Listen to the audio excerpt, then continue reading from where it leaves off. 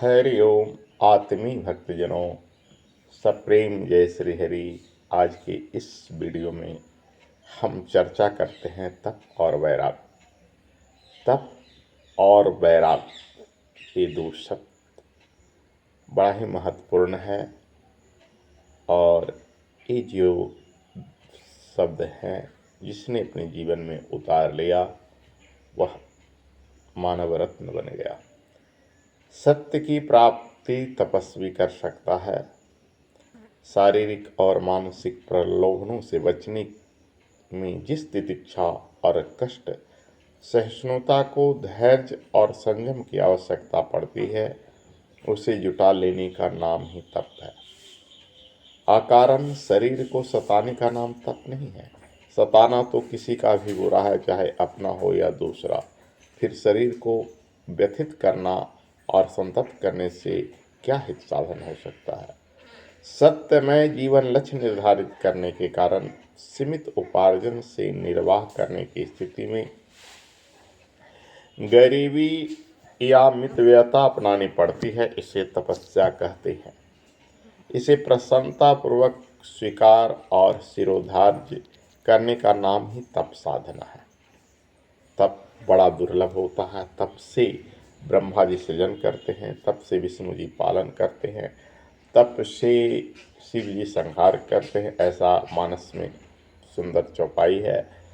और जितनी भी राक्षसगण ने जो शक्तियाँ प्राप्त किया है वो सब तप से है। देवता, ऋषि, मुनि।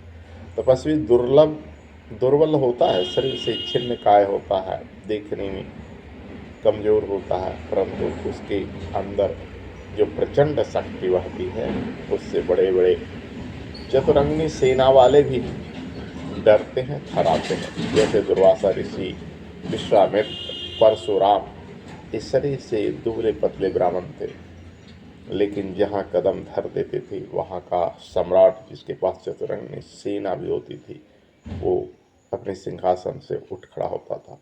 पता नहीं कब क्या भूचाल आ जाए, ऐसे होते थे उस जमाने के तपस्वी। अब आइए वैराग का विवेचन करें। सत्य रूप नारायण को प्राप्त करने का मूल्य नाम है वैराग। यानी नारायण जो सत्य स्वरूप है उनको प्राप्त करना ही वैराग कहलाता है। वैराग का मतलब ये नहीं कि घर परिवार छोड़ दें, गेरुआ वस्त्र पहन लें, ढेर सारा माला पहन लें, भिक्षाटन करें, वरन यह है कि जिसे राग देश की धूप छाह में सारा जगत हंसता रोता प्रशांत और उद्विग्न रहता है, उस विडंबना से बचते हुए महान लक्ष्य की ओर अनवरत गति से चलते जाना। सत्यनिष्ठ व्यक्ति उस असत्यमग्न संसार को एक विचित्र पानी लगता है। उसे भी अज्ञान के अंधकार में भटकते दुनिया दयनीय लगती है। दोनों को तालमेल नहीं बैठता। यह विसंगति, यह कटुता कहीं उत्पन्न करती है, कहीं तिरस्कार उलिचती है, कहीं अवरोध उत्पन्न करती है, कहीं त्रास देती है। इसे उपेक्षा पूर्वक देखना वैराग है। वैराग जिसमें कोई राग न हो। जनक जी राजमहल में रहते हुए वैरागी थे।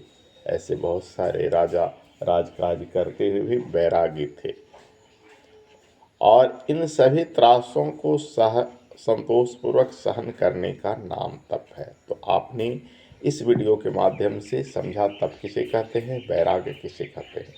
तप और वैराग संत जनों की ये दो महान विभूतियाँ होती है, जिसे प्राप्त कर हम ईश्वर तक पहुँच सकते हैं।